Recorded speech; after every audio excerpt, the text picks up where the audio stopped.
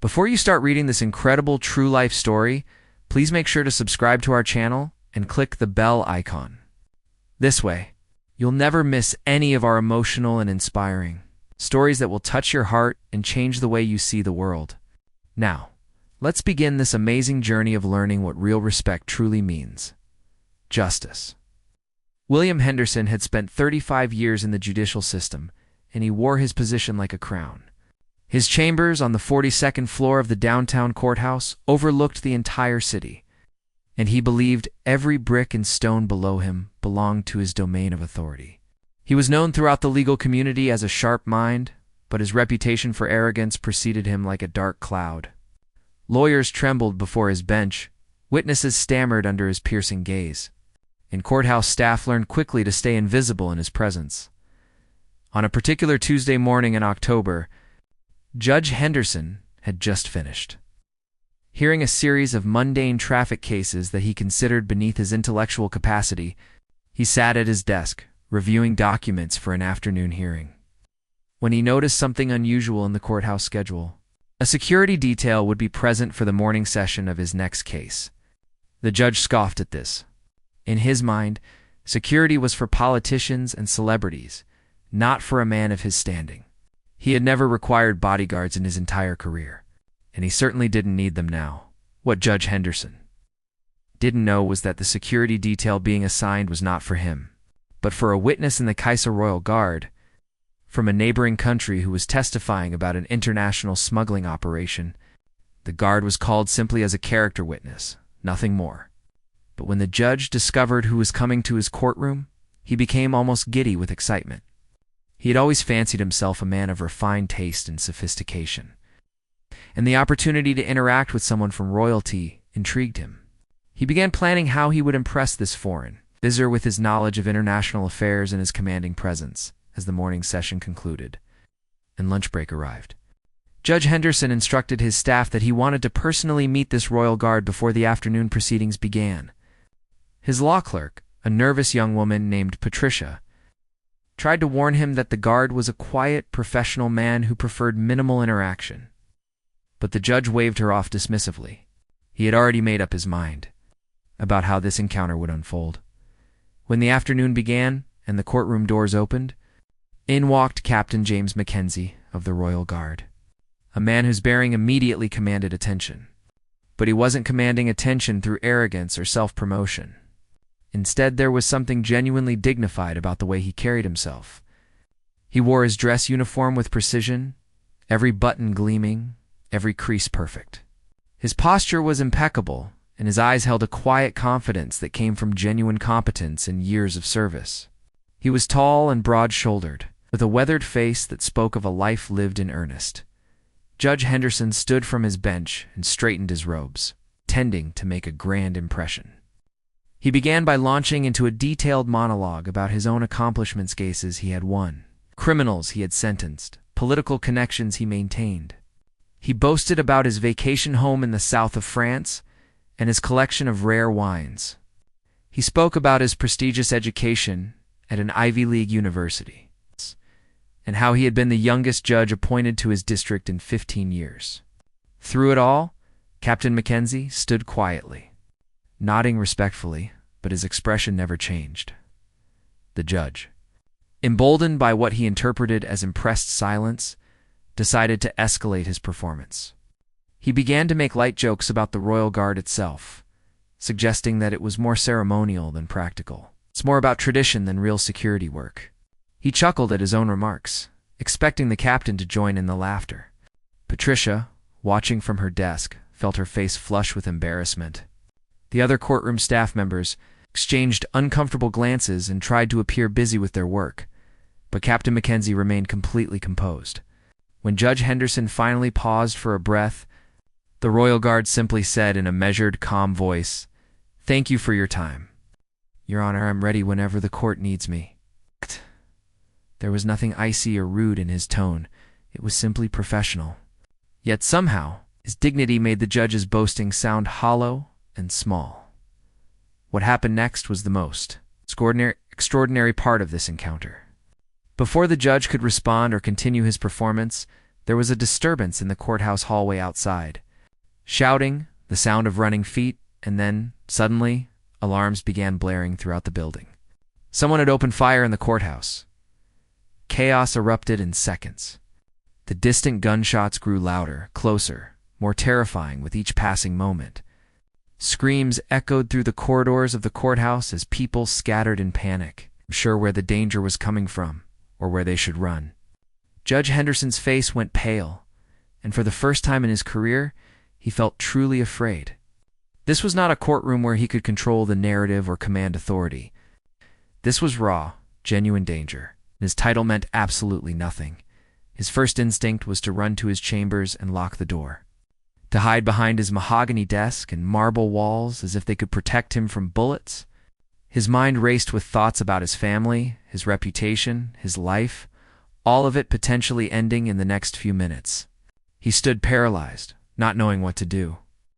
As the gunshots continued their terrible rhythm through the building, but before panic consumed him completely, Captain Mackenzie moved into action with a grace and efficiency that was absolutely stunning. Without hesitation, he assessed the situation in the courtroom, noted the exits, identified the civilians, and created a plan in what seemed like mere seconds. He didn't shout or become frantic. His movements were deliberate, purposeful, and calm. Everyone down and against the walls, he commanded in a voice that brooked no argument. His tone held such authority and clarity that people obeyed immediately, including Judge Henderson, who found himself on the ground without quite remembering how he got there. The captain secured the courtroom doors, positioning himself strategically so he could see through the small window.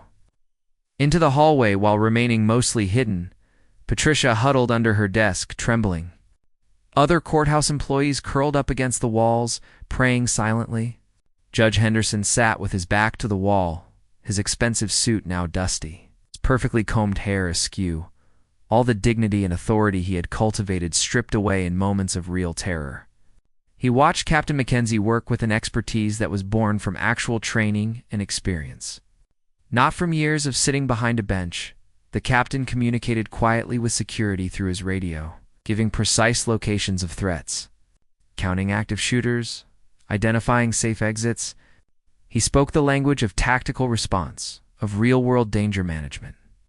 With the fluency of someone who had been trained to face exactly this situation, when a shooter's silhouette appeared briefly in the hallway window, it was the captain who moved with lightning speed to shield the judge and others from view, taking a position that would have put him in direct danger if the shooter had decided to fire through the door. Judge Henderson realized in that moment of intense fear that everything he had been bragging about minutes earlier meant nothing. His wine collection, his vacation home, his prestigious education, his authority, none of it mattered now. What mattered was a man who was willing to stand between him and death, a man whose quiet competence and genuine character were infinitely more valuable than any of the judge's carefully cultivated status symbols. The gunfire in the courthouse continued for what felt like an eternity, but was actually only about 20 minutes. Police arrived in force, establishing a perimeter and beginning to clear the building floor by floor. The shooter was apprehended on the third floor without having reached the courtroom where Judge Henderson and the others were sheltering. Slowly, carefully, police officers began evacuating people from the courtrooms and offices, making sure the building was safe. When officers finally opened the courtroom door and told everyone to come out, Judge Henderson felt weak in his legs. Captain Mackenzie helped him to his feet, making sure the judge was steady before letting go. There was no condescension in the gesture, no "I told you so" energy. It was simply a good man helping another person who needed help. As they walked toward the exit, the judge found his voice. "You saved my life," he said, his voice hoarse from fear and emotion. "I don't even know your name properly. I mean, I know you're called Captain Mackenzie, but I didn't even ask. It's what we do," the captain said simply. "It's what I trained for. It's who I am." In the days following the shooting, Judge Henderson found himself unable to return to his normal routine. The courthouse remained partially closed as police investigated the incident. News crews camped outside the building. Reporters wanted statements from survivors. and the judicial system had to reorganize its schedules and security protocols. But for Judge Henderson, the external chaos paled in comparison to the internal transformation that was occurring within him. He sat in his chambers at home, a smaller, quieter office where he handled administrative work, and he kept replaying the events in his mind. He thought about Captain McKenzie standing between him and danger, putting his own life at risk for someone he didn't even know. More painfully, he remembered his own behavior just minutes before the shooting, the boasting, the mocking jokes about the Royal Guard, the assumption that the captain's work was somehow less important or less real than his own. Judge Henderson had built his entire identity on the belief that his intellect, his education, his position, and his accomplishments made him superior to ordinary people. He had looked down on courthouse staff, security personnel, police officers, and others who didn't share his academic credentials or his access to power. But sitting in his quiet home, he realized that his intelligence had blinded him to something far more important: the character of other human beings. He thought about Captain McKenzie's quiet dignity, his lack of boasting despite having every right to feel proud of his skills and training. The captain hadn't tried to prove anything to Judge Henderson. He had simply been himself, professional, humble, and genuinely competent. When the judge had mocked the Royal Guard, the captain hadn't become defensive. He had simply remained composed and respectful. That kind of confidence, the judge now understood, came from knowing who you really were, not from needing other people to validate your importance. Judge Henderson began to research the Royal Guard, learning about their training, their history, and their mission. He discovered that soldiers like Captain McKenzie trained constantly, pushed themselves to physical and mental extremes, and did so largely out of public view, without recognition or fanfare. They didn't give speeches about their accomplishments or wear their achievements on their sleeves. They simply did their job with excellence, and when people's lives were in danger, they were ready to act without hesitation. He also began to reflect on his own career in law. He realized that, while he had prided himself on being intelligent, he had confused intellect with wisdom. Intellect was simply the ability to process information and make logical arguments. But wisdom was something deeper. It involved understanding human nature, recognizing the value in people, regardless of their position or status, and using your power and influence to serve others rather than to elevate yourself. Judge Henderson started making small changes in his daily life. He made a point of learning the names of the courthouse staff, not just their professional titles, but their actual names and something about their lives. He asked Patricia about her family, learned that she was putting herself through night school to become a lawyer, and began writing her letters of recommendation. He stopped raising his voice in the courtroom when he disagreed with lawyers or witnesses. He started listening more carefully, recognizing that people who didn't have his education still had valuable things to contribute. But the biggest change was internal. He found himself genuinely curious about other people's lives and experiences. He wanted to understand what motivated them, what they cared about, what their challenges were. This curiosity transformed his role as a judge. He became known not just for his sharp mind, but for his fairness and his genuine interest in understanding the people who came before him. One evening, about 2 weeks after the shooting, Judge Henderson made a decision. He found the contact information for Captain McKenzie and asked if they could meet for coffee. The captain agreed, and they met at a small cafe near the courthouse. Judge Henderson had rehearsed what he wanted to say many times, but when he sat across from the captain, all his rehearsed speeches fell away. "I owe you an apology," he said simply. "Before the shooting, I was disrespectful. I was arrogant and mocking, and I did it because I felt superior. I'm sorry for that. But more than that, I want to thank you. You didn't just save my life that day. You taught me something far more valuable. You showed me what real dignity looks like. And you showed me how little my pride and my position actually mean." Captain McKenzie listened carefully, and then he said something that stuck with Judge Henderson for the rest of his life. "We're all just doing the best we can with what we have, Your Honor. I don't take offense at people who don't understand what we do. My job is to be ready when people need help, not to worry about whether they appreciate it. But I'm glad you're reflecting on it. That takes courage, too. Following their coffee meeting, Judge Henderson and Captain Mackenzie began spending more time together. The judge had legitimate reasons the legal proceedings from the shooting case required various statements and testimonies, but they also began to develop a genuine friendship that transcended the circumstances that had brought them together.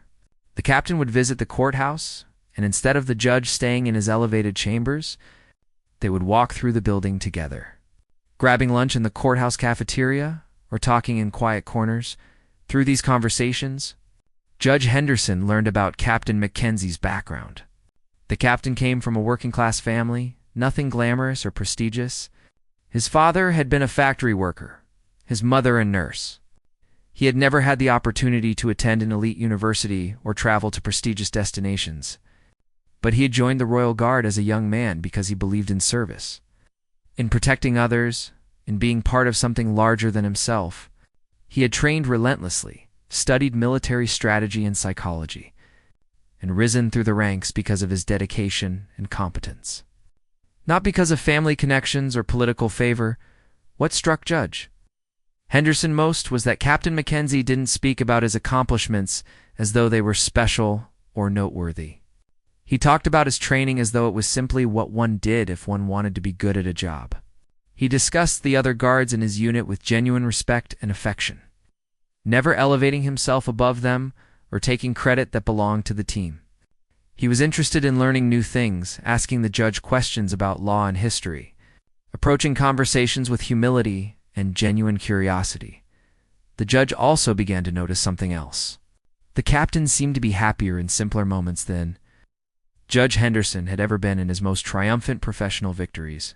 When they walked through a public park, the captain would notice small things, the way light fell through the leaves of a tree, a musician playing on the corner, a child learning to ride a bicycle.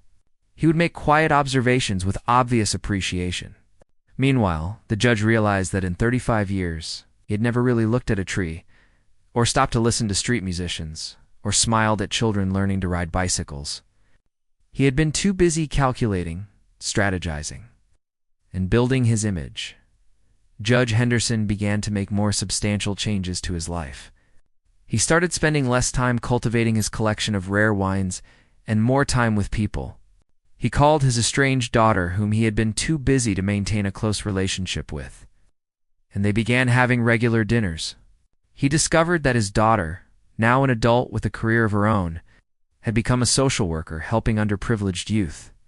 He realized with some shame that he had never truly supported her career choice. Always viewing social work as less prestigious than law or medicine, he also began to change how he operated in the courtroom.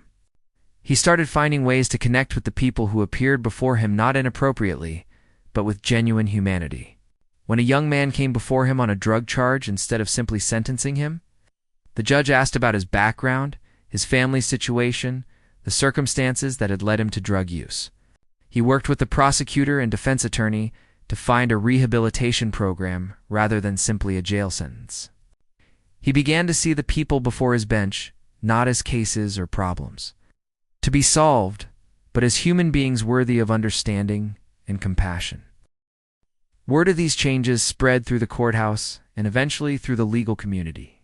Some of the older judges were skeptical, wondering if the judge had somehow lost his edge or become soft in his thinking. But lawyers began to report that appearing before Judge Henderson was different now. He still maintained control of his courtroom and upheld the law with integrity, but he did so with a fairness and wisdom that had been missing before. He listened carefully to arguments, he asked thoughtful questions, and he issued sentences that seemed to balance justice with mercy. Patricia, the judge's law clerk, noticed the transformation most clearly because she saw him every day. She told him one afternoon, "Your Honor, you seem different. I don't know exactly what happened, but whatever it is, it's made you a better person. It's made you a better judge, too." Judge Henderson smiled sadly. "I was hit by a bullet that I didn't see coming, Patricia. And when I was most afraid, someone protected me who didn't even have to. It made me realize that I had built my entire life on the wrong things. I thought that power and status and intellectual superiority made me important. But I learned that what really matters is how you treat people, whether you're willing to put your own comfort aside to help others." and whether you can admit when you're wrong. Months passed, and Judge Henderson continued his journey of transformation. He and Captain Mackenzie remained close friends, meeting regularly to have long conversations about life, philosophy, duty, and meaning. The judge found himself becoming increasingly interested in understanding the work of the Royal Guard more deeply. He began attending some of the public demonstrations and ceremonies where the Guard performed their duties. Watching them move with such precision and purpose, he gained a new appreciation for the discipline and dedication required for such work. One day, Captain Mackenzie invited Judge Henderson to speak to a group of young cadets who were beginning their training, the Royal Guard. The judge hesitated at first. What could he? A judge who had spent his life in courtrooms and law, possibly teach to military trainees? But the captain assured him that he wanted the young people to hear Directly from someone in the judicial system about the importance of their work, about how their service truly mattered. Judge Henderson prepared remarks carefully. He knew this was an opportunity to speak from the heart, not to perform or impress. He stood before a room full of young men and women, all around 20 years old, many of them nervous about beginning their new careers, and he told them his story. He told them about how he had mocked their profession, how he had been arrogant and dismissive, and how a single man with genuine character had silently shown him what real dignity looked like. I spent 35 years thinking that my education, my position, and my accomplishments made me important, he told them. I was wrong. What I learned from Captain Mackenzie is that what really makes you important is your commitment to serving others, your willingness to stand up when it's difficult to do so, and your character in moments when no one is watching. You're choosing a path that won't make you wealthy in the conventional sense. You won't get rich from this work, but you will become wealthy in the ways that actually matter in the respect of others, in the knowledge that you're doing something meaningful, and in the peace that comes from living according to your values. Young cadets listened intently, and afterward, many of them came to speak with the judge. They asked him about the day of the shooting, about what it felt like to face real danger, about how his perspective had changed. One young woman told him, "Your Honor, when I told my family I wanted to join the Guard, my father said it was beneath me, that I should use my intelligence to become a doctor or a lawyer instead. But hearing you speak, I think my father might finally understand why I chose this path." Judge Henderson felt tears in his eyes. He took the young woman's hand and said, "You tell your father that being a guardian, someone who protects others, is one of the most noble professions there is. And I say that as someone who has spent his entire life in the law. The world needs people like you more than it needs another judge." News of the judge's speech and his transformation spread further. A journalist who had been assigned to cover the event wrote a long form piece about Judge Henderson's change of heart and what had motivated it. The article was published in a major newspaper and then picked up by news organizations internationally. Suddenly, the story of the arrogant judge and the Royal Guard became public knowledge. Some people criticized Judge Henderson for his previous behavior, but many more were moved by his willingness to acknowledge his flaws and to genuinely change. The judge began receiving letters from people all over the world who had read the article. Teachers wrote to say that they were going to use his story in their classrooms to teach about humility and respect. Parents wrote to say that they had read the story to their children as a lesson about looking beyond surface status. Other judges wrote privately to tell him that his transformation had inspired them to examine their own lives and how they treated people. But perhaps most meaningfully, Judge Henderson received letters from people who worked in service professions: police officers, nurses, sanitation workers, security guards, custodial staff. These letters expressed gratitude that someone in a position of power had finally acknowledged the value of their work and treated them with respect. Many of them shared stories of times they had been looked down upon by people in positions of authority, and they said that Judge Henderson's transformation gave them hope that attitudes could change. Captain Mackenzie remained humble throughout all of this attention. He didn't give interviews or try to capitalize on his role in the story. He simply continued doing his job with the same quiet excellence he had always brought to it. But when he and Judge Henderson spent time together, there was a new quality to their friendship, had moved beyond the initial dynamic of the judge learning from the captain. They had become genuine peers who respected and valued each other deeply. Years had now passed since that terrible day in the courthouse. Judge Henderson was approaching retirement, and he had begun to think seriously about what kind of legacy he wanted to leave behind. He knew his career had been divided into two parts: the first 35 years, when he was driven by ego and the desire for status, and the last several years when he had learned to measure success differently. He decided that his final significant act before retirement would be to establish a scholarship program. But not just any scholarship program. It would specifically support young people from working class and underprivileged backgrounds who wanted to pursue careers in service professions, military personnel, police officers, firefighters, nurses, and other fields where people dedicated themselves to protecting and helping others. The program would be fully funded by the judge's personal estate, and its explicit purpose would be to honor the value of service and to help ensure that these vital professions were accessible to talented young people regardless of their economic background. Judge Henderson worked with Captain Mackenzie to design the program. Together, they created not just financial support, but also mentorship opportunities, networking events, and recognition ceremonies. The program specifically sought out individuals who showed the kind of character and genuine commitment that the judge had come to so deeply value, people who were drawn to service, not for prestige, but because they genuinely wanted to make a difference. At the official launch of the scholarship program, both Judge Henderson and Captain Mackenzie spoke. The judge gave a brief speech in which he openly discussed his journey from arrogance to humility, from valuing status to valuing character. He told the story of that terrible day in the courthouse and the moment when everything he thought important was stripped away in an instant. He described how one man's quiet dignity and genuine character had taught him more than all his years of education and professional accomplishment. "I learned," he said, "that respect cannot be demanded based on your position or your accomplishments.